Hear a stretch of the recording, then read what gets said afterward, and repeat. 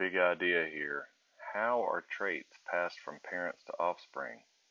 Obviously, this mother cow did not transfer the trait of brown fur hair to this white calf of hers. How does that happen? Heredity. The study of passing traits from parents to offspring. That's what we're talking about. Now, in the old days, people thought organisms' traits mixed like colors of paint. Yellow and blue make green. They called it blending inheritance. This is not how it works. Gregor Mendel. Gregor Mendel was an Austrian monk who performed experiments on pea plants. He disproved blending inheritance with his research. Because of his research, he became known as the father of genetics. Genetics is the study of how traits are passed from parents to offspring.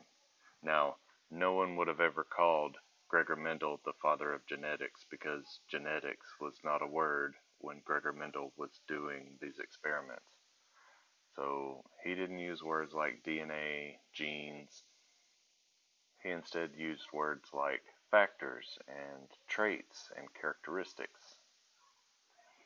So why pea plants?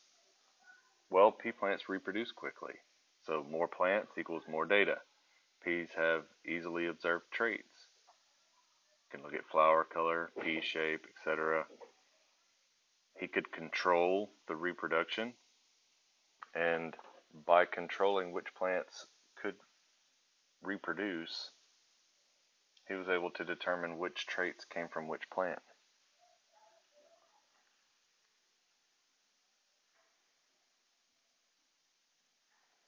Alright, a little bit about how pollination works. So remember that pollination is sexual reproduction. These are plants that are using sexual reproduction with gametes. That's the sperm cells that are in pollen in the stamen of a flower and the egg cells that are in the pistil of the flower. Now, self-pollination. One plant can have many flowers. You've seen this before. If the pollen with the sperm cells from a plant fertilize the egg cells in the pistil of another flower on the same plant, it just self-pollinated itself. Cross-pollination occurs with bees. Everybody's always talking about bees, how they need to save the bees. Bees, other insects, animals, the pollen from one plant fertilizes the egg cells in the pistil of another plant.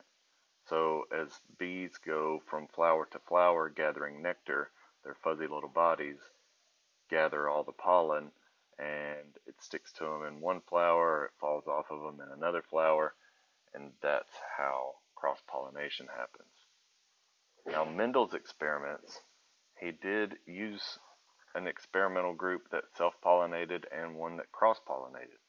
He used true breeding plants. True breeding is purebred, full-blooded. I mean, I know plants don't have blood, but these are terms we used for those. True breeding means the same thing. So he always used true breeding plants for whatever the trait was, if it were the flower color or the pea color or whatever it is. He had a self-pollinating group where he allowed one group of plants to pollinate itself. When a true breeding plant self-pollinates, it always produces offspring with traits the same as the parent. So if that parent has wrinkled seeds, all of its offspring are going to have wrinkled seeds because it's not getting any other genetic information from anywhere else except the one parent because it's self-pollinated. A cross-pollinating group is different. So his cross-pollinating group, he didn't use bees or the wind or other animals or water. He didn't let nature take control of it because there were too many variables. And how many variables can you test at once? Only one. So, since he could only test one at a time, he had to have full control of everything else and remove anything else that could mess up the experiment. So he removed the stamens of flowers from one plant, which had the sperm cells inside it, and pollinated the pistil, where the egg cells were, of another plant. He basically played the part of all of those natural occurrences that help cross-pollinate. So he actually took sperm cells and put them with egg cells of a flower, made sure that these two flowers were the parent plants of the offspring that resulted from that. He cross-pollinated hundreds of plants for each set of traits. So he looked at white and purple flowers, green and yellow seeds, or the peas, or whether they were wrinkled or round. The height, he used some other things. He recorded all these results and did so much, had so much data that he was able to accurately predict which plant crosses would produce which traits. So remember, he's starting with true breeding plants. So these represent the pea plants that had purple flowers. They were true breeding every time. They were always going to, if they self-pollinated, they were always going to have purple flowers. If they cross-pollinated with another true breeding purple plant, those two true breeding would produce more true breeding purple flowers that would be identical. Okay? White and white, the same thing. If these were true breeding white flowered plants, when he crossed these two, he's going to get all white flowers. But the interesting thing would be the purple and the white. What happens when you take a true breeding purple plant and a true breeding white plant and you cross-pollinate them? What flowers do you get from that? Purple. All purple flowers. That's what he saw. So this confused him a little. Why did the white not show up? Why were there no white flowers on anything? These purple plants were hybrids. They are hybrids. And a hybrid, just like animals, is the offspring of two true breeding organisms with different forms of the same trait. We've talked about a savanna cat in class. It's a serval, a wild animal called a serval, that is crossbred with a regular domestic house cat, and you get a large kind of house cat. That's a savanna cat. So all of these purple flowers here are hybrids because they're half and half.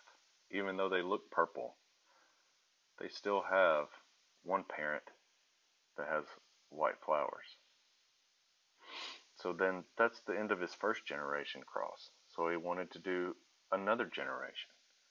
This time he took all the purple hybrids from different experiments and he cross-pollinated them. What he got then was a new generation of plants. Some had white flowers. Did it again, repeated. Some had white flowers. Every single time he did it, this would happen. Because these hybrids are carrying a trait. You can't see it, but it's in the DNA of these flowers that they have a recessive trait for white flowers. He noticed that the purple flowers occurred more frequently, about 3 to 1. He concluded that 2 genetic factors control each trait. So you get one from mom, one from dad.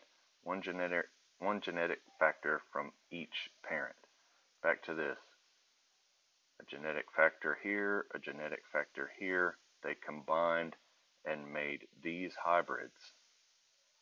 But how come we only see one, and then after another generation they've skipped and now there's white flowers? That has to do with the kind of genetic factors, which we'll call traits. A parent may pass on two different types of traits to their offspring. A dominant trait that we usually represent with a capital letter, in this case B, a genetic factor that blocks another genetic factor. It only takes one of these to be observed. If either parent has a dominant trait, for whatever that is, may it be eye color or your temperament, if that parent has the dominant trait, that's what we're going to see. A recessive trait. This is the genetic factor that's blocked by the presence of a dominant factor. We usually use a lowercase letter. You have to have two of these to equal what one of these does. Two must be there for it to be observed. You would have to get both a recessive trait from the father and the mother to have this recessive trait, which could be these white flowers. Hope this helps. Love you. Bye.